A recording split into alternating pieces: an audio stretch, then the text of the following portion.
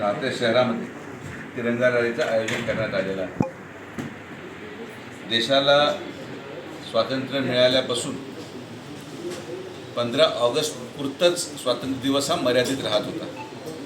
पण या दिवसाचं महत्त्व किती आहे, या दिवसाला मिळवण्यासाठी ज्या ज्या लोकांनी त्याग केला, संघर्ष केला, हा संदेश सगळ्या पिढीपर्यंत पोहोचवावा आणि हा दिवस किती महत्त्वाचा आहे हे सगळ्या समाजामध्ये एक वातावरण निर्माण व्हावं, या दृष्टिकोनातून देशाचे प्रधानमंत्री माननीय नरेंद्र मोदीजींनी तिरंगा रॅलीचं आयोजन प्रत्येक भागामध्ये, देशामध्ये, प्रत्येक कानाकोपऱ्यामध्ये करण्याचा एक मानस केलेला आहे.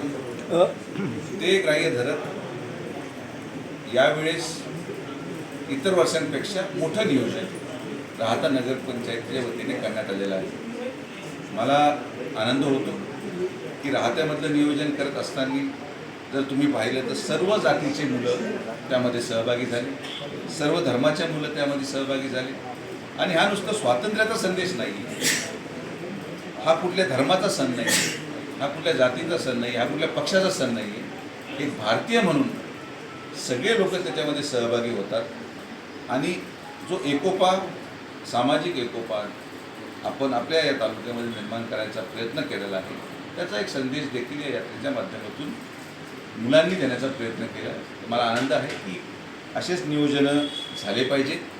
प्रत्येक कार्यक्रम आपण जर पाहिला तर जाती आणि धर्माचे वेगळ्या वेगळ्या जयंत्या साजरा होतात, वेगळे वेगळे सण साजरा होतात, पण हा एकमेव त्योहार आहे जो या सगळ्या गोष्टींच्या विरहित साजरा होतो आणि तोच करायचं काम राहता नगरपंचायतीच्या वतीने केले.